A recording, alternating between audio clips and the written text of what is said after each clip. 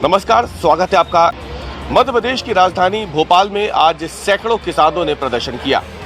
दरअसल ये प्रदर्शन दो प्रमुख मांगों के साथ था।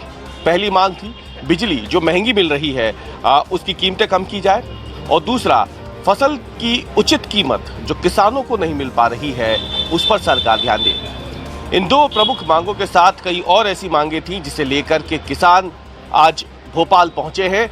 और आपको ये भी बता दें कि किसानों का कार्यक्रम वैसे तो मंत्रालय घेराव का था, वल्लभ भवन के घेराव का था, जिसे देखते हुए सुरक्षा के कड़े बंदोबस्त किए गए थे।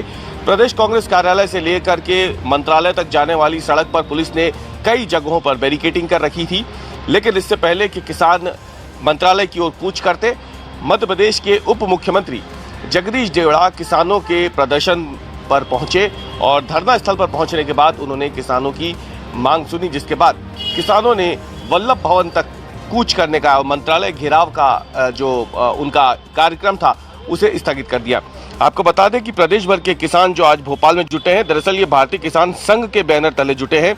ये आरएसएस का ही अनुवांशिक संगठन है, जहां पर आज ये किसान भारतीय किसान संघ के बैनर तले जो किसान हैं ये सब जुटे थे। आपको बता दें वैसे भी जो ग्लोबल इन्वेस्टर समिट है उसकी तैयारियां भोपाल में चल रही है। कई जगहों पर डामरीकरण हो रहा है सड़कों का, और इसीलिए मुख्य सड़क पर धरने की अनुमति नहीं थी और सर्विस लेन पे ये धरना प्रदर्शन जो है करने की इजाज़त किसानों को मिली। भोपाल के कांग्रेस कार्यालय के पास में ये सर्विस लेन किसानों को दी गई। हालांकि इसके थोड़े ही आगे जाकर के पुलिस ने बैरिकेड लगा दिए थे।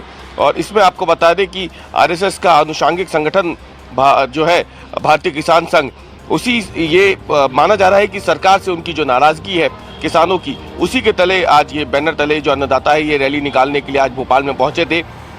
कई सारी जो प्रमुख मांगे हैं उनमें फौती नामांतरण, बंटवारा, सीमांकन, बटांकन, ऑनलाइन रिकॉर्ड और नक्शा सुधार की मांग किसान कर रहे हैं। इसके अलावा हॉर्स पावर की क्षमता वृद्धि वापस ली जाए, जले ट्रांसफार्मर और लाइनें जो है वो समय सीमा में बदल दी जाए, डीएपी हो, यूरिया हो, खाद हो, सहकारिता के माध्यम से नगद वितरण समय पे किया जाए।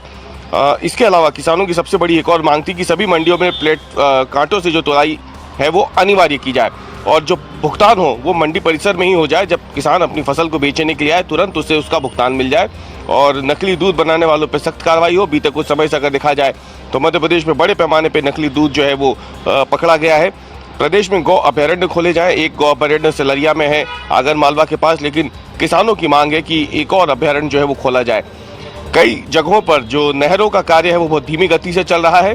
किसान चाहते हैं कि इन सभी नहरों का काम समय पे पूरा हो, सभी फसलों को एमएसपी से नीचे नहीं खरीदा जाए। किसानों के ऊपर जो झूठे प्रकरण लंबे समय से लगातार उन पर डाले जा रहे हो, प्रदर्शन को लेकर के, दूसरी चीज़ों को लेकर के वापस लिए जाए। पूसा बासमती धान को जीआई टैग दिलाने की बात हो, धान 3100 रुपये और गेहूँ 2700 रुपये प्रति क्विंटल एमएसपी पर खरीदने की बात हो। इन तमाम मांगों को लेकर के ये किसान आपको बता दें कि भोपाल में जुटे थे।